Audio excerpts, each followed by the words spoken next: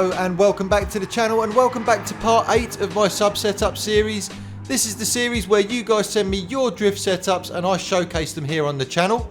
This time round it's the turn of Tonytheevil, and he's actually sent down a build for the Corvette C7 Group 3 car.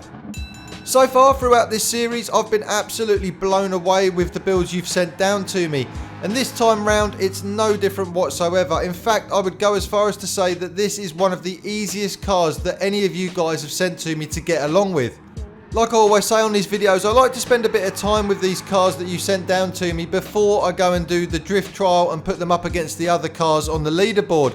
So what I tend to do is start off with Suzuka, do a few laps on there until I'm comfortable with the car.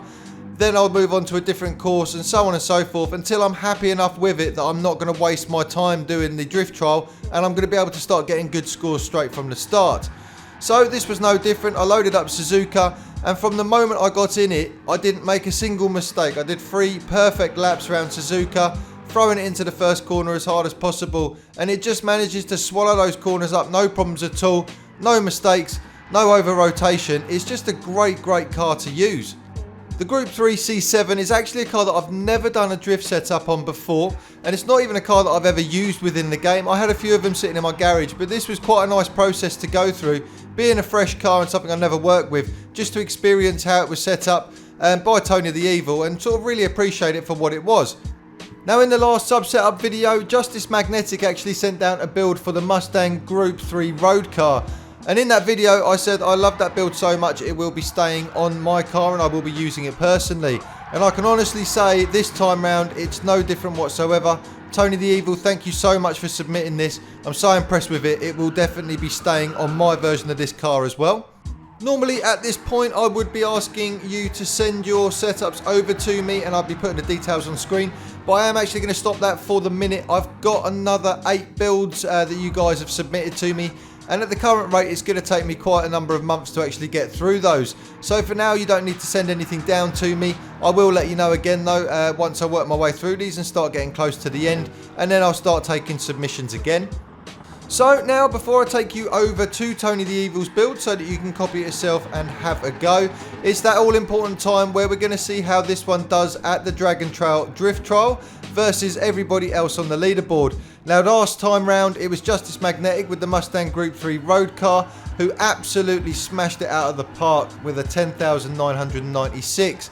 So that's what we're up against, yeah, let's have a look at how this one did.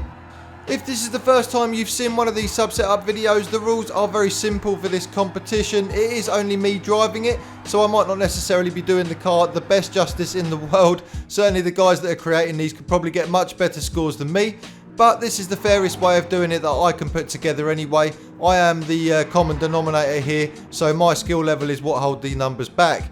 But what I have to do is I have to try and get the best scoring run I can on the Dragon Trail Drift Trial. I have 5 minutes to do it. I can complete as many runs as I possibly want to within that 5 minutes, but as soon as that 5-minute deadline hits, the best score is the one that we take away and put onto the leaderboard.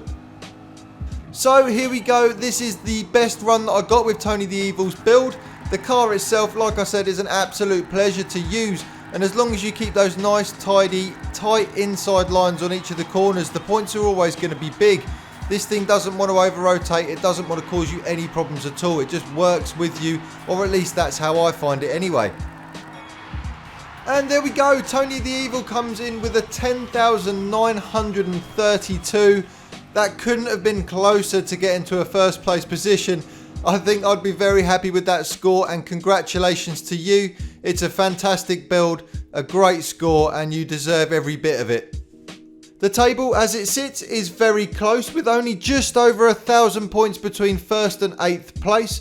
You'll notice that the top half of the leaderboard is very heavy with Group 3 cars, with only .cfg breaking up the pack with the Camaro SS build there in 3rd place. So who's going to take on Justice Magnetic, and will it be the next build? We'll just have to wait and see, but for now what I'm going to do is take you straight over to Tonytheevil's build so you can copy it for yourselves and give it a go. So with Tony's build here, there was no major surprises, but there was one area that I certainly wouldn't have done myself, but actually it works really well, which I'll go through in a second. Now for the power level though, what he's done is taken it to level 2 and as high as you can, so 117%, which leaves you 644 brake horsepower. With the weight reduction, again he's taken it to level 2 there and dropped it as low as it will go to 90%, which is going to leave you 1,170 kilograms. Traction control is set to 0. Got comfort hard tyres, both front and rear. The brake balance is set to -5. Ride height here is as low as you can go, so it's 55 on the front and 65 on the rear. Now this is the interesting bit, so the natural frequency he's set as low as possible on there. The car itself is very stiff like this, but actually as we go down and talk about the downforce a little bit, this kind of counteracts the downforce and it actually works really well. So give it a go like this and see how you get on with it. Anti-roll bar on the front is set to 7 and 4 on the rear. The compression and rebound remain the same as always, which is 55 and 85 and 85. Camber angle on the front is just 1.5 and on the rear is 0.5. Toe angle on the front is set out 0.25 and on the rear is set in 0.6. Now with the downforce he's taken it as low as you can go, and like I say, by changing the earlier setting there on the natural frequency, this seems to counteract that downforce quite nicely, so even at high speed you don't have too much of an issue initiating the drift. But yeah, just set this as low as you possibly can, so 300 on the front there and 700 on the rear.